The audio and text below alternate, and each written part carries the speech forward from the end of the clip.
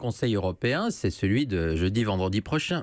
C'est le Conseil européen de l'été, traditionnel, mais c'est vrai que ce sommet, c'est un peu un sommet cathartique, j'allais dire, pour que 10 pays se disent les choses. On est face à une crise de nerfs, en réalité. On n'est pas face à une crise migratoire. La crise migratoire, elle est derrière nous, malgré l'arrivée symbolique de quelques bateaux. Mais ça, c'est l'arbre qui cache le désert. Les migrants sont arrivés massivement en 2015-2016, notamment parce qu'Angela Merkel leur a tendu les bras.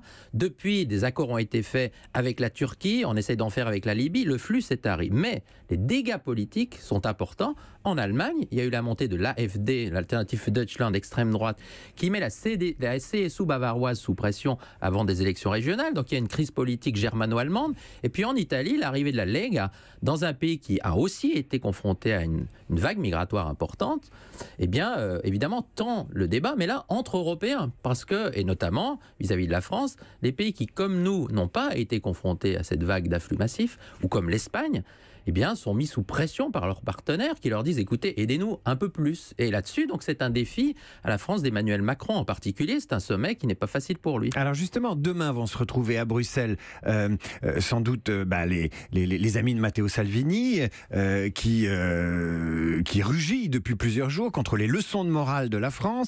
Il y aura les Allemands, il y aura les Français. Vous dites un sommet de Bruxelles qui sera pas simple pour Emmanuel Macron, lui qui parle d'Europe depuis qu'il est élu, lui qui prétend être le champion de l'Europe.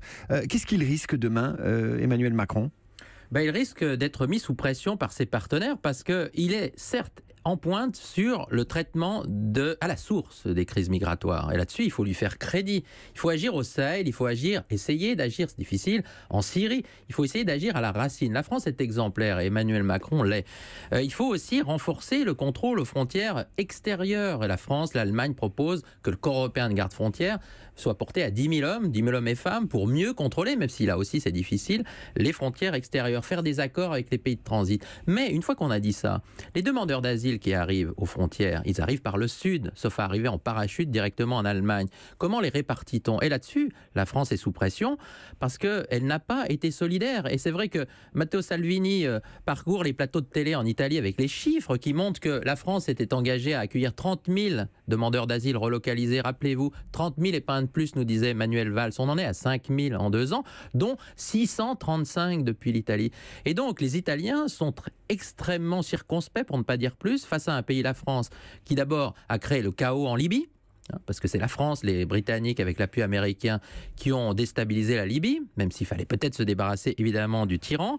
Deuxièmement, qui n'est pas solidaire en matière migratoire, qui même rétablit des contrôles à Vintimille. Et troisièmement, c'est le sentiment qu'ils ont, donne des leçons de morale. Ils se sont sentis insultés, les Italiens. C'est pas évident. Oui, et je dois le dire, bien au-delà de Matteo Salvini, qui est un personnage un peu répulsif, excessif, mais les Italiens à qui je parle ne sont pas des fervents partisans de Matteo Salvini et ils se sentent mal compris, et c'est le moins qu'on puisse dire, par le président Macron.